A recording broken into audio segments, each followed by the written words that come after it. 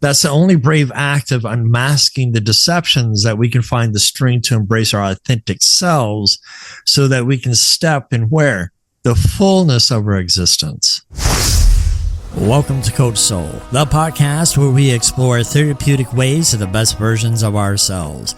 I'm your host, Steve Hudgens. I'm a licensed professional counselor dedicated to helping you navigate life's challenges. In each uplifting episode, we'll discuss mental health, relationships, self-care, emotional well-being, and personal growth. Join me and with my co-host, Kenya Evelyn, a therapeutic life coach, where sometimes we'll even welcome special guests to our show that share their experience and expertise. So let's embark on this transformative path together and discover a healthier and happier you. All right. Welcome back to the Coach Soul. And Kenya, we just had April Fools, and I just don't know how I feel about that day.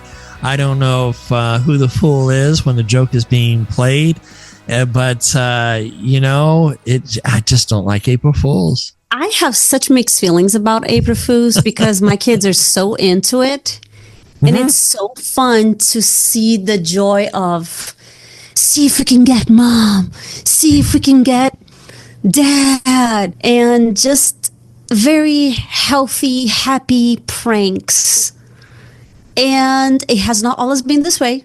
In the past, I have received in my home plastic snakes, and I almost had a heart attack. Yes.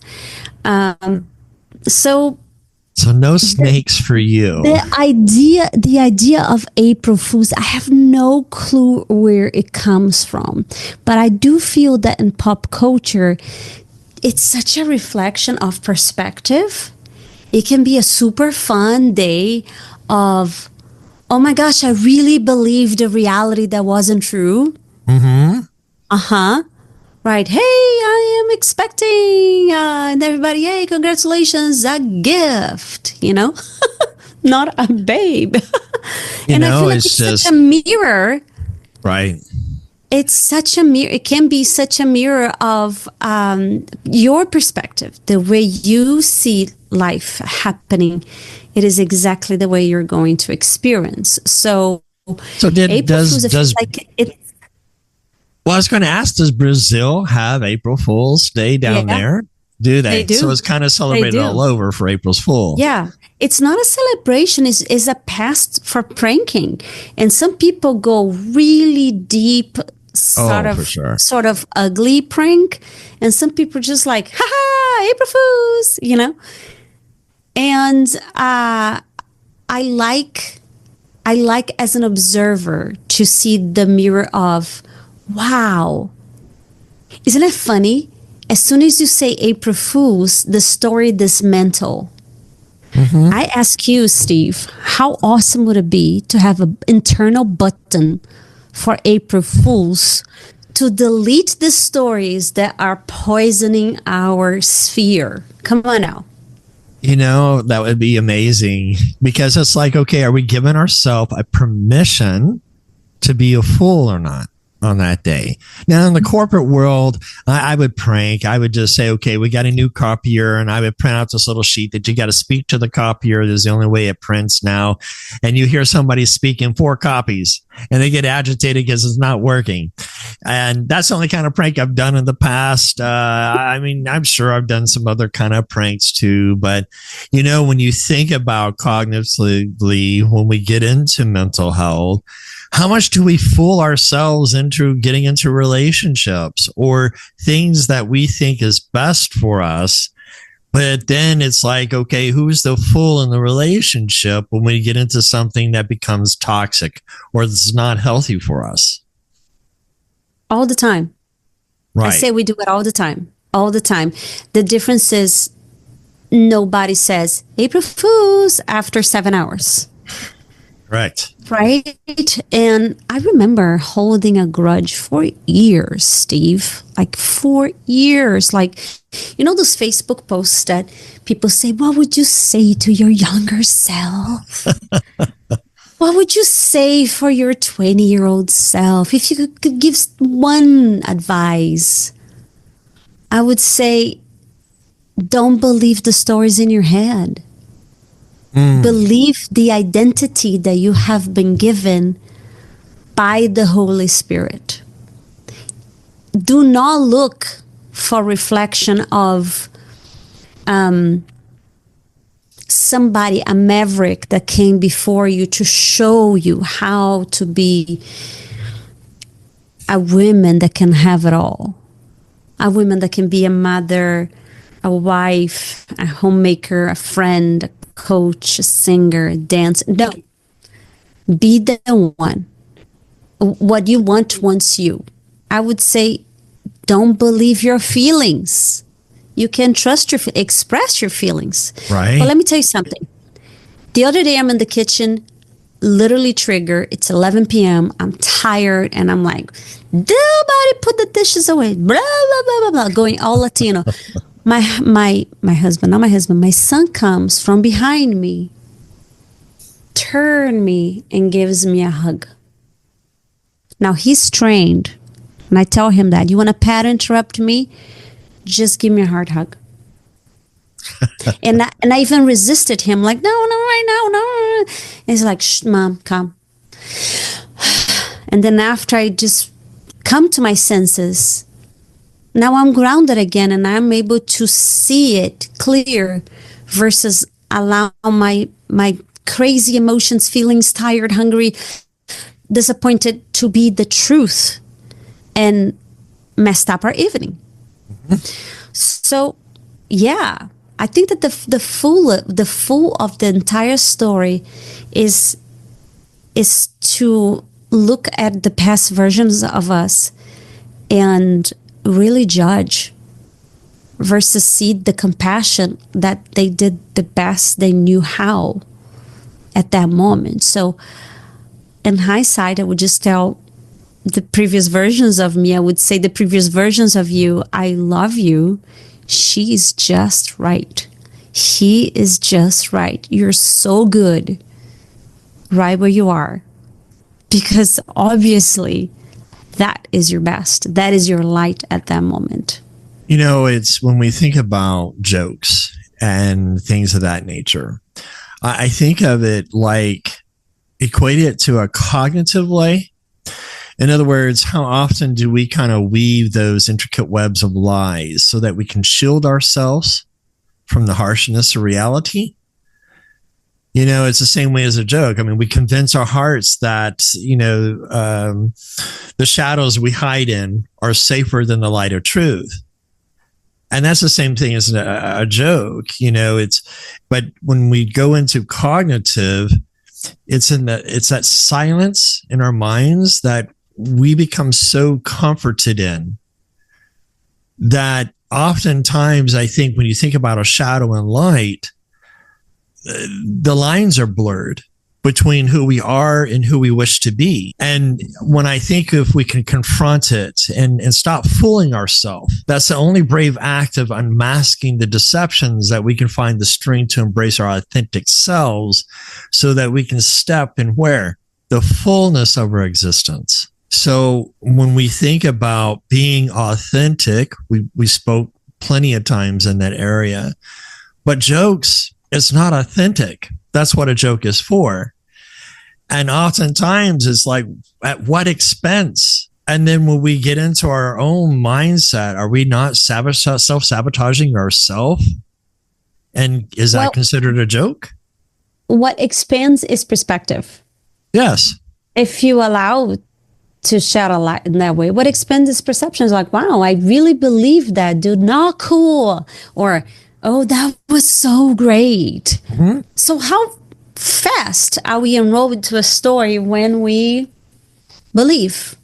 Like immediately and all the time. So it is actually great news, because if we can believe and disbelieve in the same day and not give it a remembrance about it, unless like, hey, remember that April Fool, Steve? Man, that was something. I was speaking with that machine for like the entire afternoon. That was clever and not cool, man. But he believed. He was enrolled. The difference is the emotion. right? If there's not a lot of emotion involved, you will forget faster. If you didn't create evidence that that was true, oh, it was just a joke and everybody knew it was a joke, okay. Versus that was an abusive situation. And let me tell you, I lived at 6, at 7, at 8, at 9, at 10, 11, 12. So you created so much evidence that that was true, that this is why I felt unworthy my entire life. This is why I felt abandoned, fill the blank, rejected. Right. So what I really want to give to our listeners today is that is actually my story. The abusive story, the rejection story, the abandoned story, the unworthiness story. And things just turn around for me when I claimed, without knowing or having any evidence, that I was born worthy. And nothing has changed. That I didn't need to earn. Right. And that's the thing. It's when we go into deception, because that's what an April Fool's joke is. It's deception. Mm-hmm.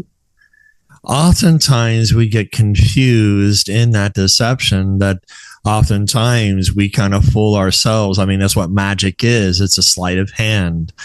And oftentimes I think we do a sleight of hand in our minds stating that we're not worthy. But here we are in the month of April, and here in a couple of weeks, we're going to be celebrating Easter. And some people think, well, that's just a fable. That's just a storytelling, or that's just a joke. And I'm thinking, what if it's not a joke? Because what I find interesting is that Christianity is in every part of the world, and the only piece of Christianity of faith basis in the world versus other religions that are out there. And when you think about the fullness, when we say that we're whole, that we're authentic, that we're made, it's challenging ourselves to get out of our comfort zone and stop fooling yourself in the comfort. It's interesting. For the past couple of months, we've seen with the Trump administration about how much they lived in the comfort. And they start screaming and yelling, don't do this, don't do this. But yet he's uncovering a nest egg of tomfoolery, if you will, of foolishness, of money being spent at our expense. I mean, $1 million and trying to figure out how to make a stapler that won't jam. Wow. Who are you fooling here? And so or let me ask you this, because we become so comforted in the complacency of our life that oftentimes we don't know what's true or false. Yeah. In what way do you think we can help our listeners to live in a fullness of truth and stop joking around with their life and being able to know that they are authentic, they can be whole, they can be redeemed, they can, have a life that's abundant? Okay. So you ready for this? I'm just going to straighten myself up in the chair here. You've got to be willing to sacrifice. Nobody likes that word. No. Nobody likes that word. We want things now. We want things easy, flow, grace, abundance, manifestation, come to me, magnetism. I'm all about that. We human beings are created with that the capacity of magnetize and bring to us. And that is, it's like saying that is the front. I don't even know, my husband has this here. Let's just say here, this one is pretty. That is the front. But there's other rules. Those are the laws of the universe. Okay? So you want to have a great body? What are you willing to sacrifice? Come on. Sugar. Fast food. I'm willing to sacrifice going to the gym or having a structure to do my push-ups at home, hold my planks, What are you willing to give? Oh, I'm willing to give my time. Great. What are you willing to sacrifice? I'm going to answer that question personally because that's the only way I know how to coach, to bring things to me. I'm willing to sacrifice my comfort. I'm willing to get out of my comfort zone. What's comfort zone for Kenya? And you answer the question for you. What is it for you? What are you willing to sacrifice? Me too, Kenya. I'm willing to give up my time. I'm willing to give up my little pleasures that I know that, the chocolate is good just only when it hits my mouth. But then when it hits my tummy, I feel guilty because I just broke my diet. Whatever it is. I'm willing to sacrifice the comfort because I know that in order to keep growing to the capacity of my calling, to what I got put in this world, I need to be stretched, to go to unfamiliar places where I am seen, where I am whole, where I am scared, where there will be judgment. And I get to sacrifice my vision of the little girl's vision, not the wise woman vision, that am I safe or am I not safe? I get to surrender. Like comfort for me means everything that is familiar, everything that I think I know, I'm sacrifice. Another word for sacrifice is surrendering to God. I'm not holding on to it. But then you got to step up. Because even the act of surrender is an act itself. It's not just stillness, Zen, meditation, hum. No, it's an action. If you're here, dear listeners, and I would love to hear, maybe you guys can start giving us some feedback on Spotify, on YouTube, wherever you're listening, or go to our website and send us an email. I would love to hear the demographic of the people that are listening to this. Are you in your 30s? Are you in your 40s? Are you in your 20s? Are you in your 60s? I mean, where are you at? Because here's what I know. I know you're alive. And if you're listening to this, you want more of your life. You want more of your life. If you chose our podcast, you're looking for answers. And we're not just here to motivate you. I can motivate you up to a zoo in 3 languages. Like, we don't care. We can do this. But motivation without action, y'all, it's not going to cut it. So what are you willing to give? What are you willing to sacrifice? Are you joining the club of no more comfort? Because I tell you what, the only time there is, it is now. You want to talk April Fools? Let's talk April Fools. You're fooling yourself. If you're telling me that you want what you say you wanted and you're not making actions towards what you say you want, congratulations. April's Fool every day of your life. So what's in between? Is a lack of courage? Let's talk about that. Is it real? Right? Come on. Is it a vision that it might be too hard, that people might reject you? Congratulations. Those are all human feelings. It's okay. It's only going to get easier as you keep walking towards it. It doesn't get easier if you're thinking about it. Well, what I'm hearing you say, right, and what's coming to mind to me, what if we just change that word sacrifice? Because for some people that sounds a little harsh. What do I need to give up? But what if we turn it to surrender? It's like, to have true living, it demands that surrender of comfort. And it's a surrender of comforting illusions, because sometimes we stay in those lies. So it's about really relinquishing the familiar lies that we cling to, that we make room for. We got to make room for liberating power of truth. Well, and that's why we do so well, Steve, because you just said exactly what I just said, but in your own words. Here's the thing. Sacrifice is a word that resonates with masculine. Right. That's it. Surrender is a word that resonates with the feminine. It actually is the same frequency when you're talking about going towards the vision that you see of yourself in any area. Maybe you have your heart broken so many times that you can't even think about dating again. Are you willing to sacrifice being right about every woman in the world? Because you can be right about it, and nobody's going to be good for you. Because you're right. Women's are blah, blah, blah, blah, blah, blah. But then we can go, man is blah, blah, blah, blah. They're all like, it doesn't matter where you're coming from. You can be right about it, and you just stand in your truth and everything you know, and you just squeeze it in. Or you can surrender where you think you know.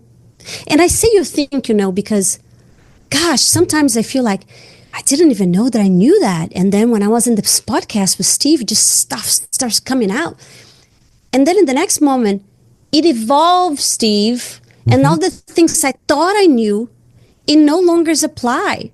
We're in a different circumstance and different level. So wherever God is taking you in your journey, yes, you need to know for confidence, for your human to feel like, okay, I've walked this path and those are the lessons I have learned. Beautiful. Keep that.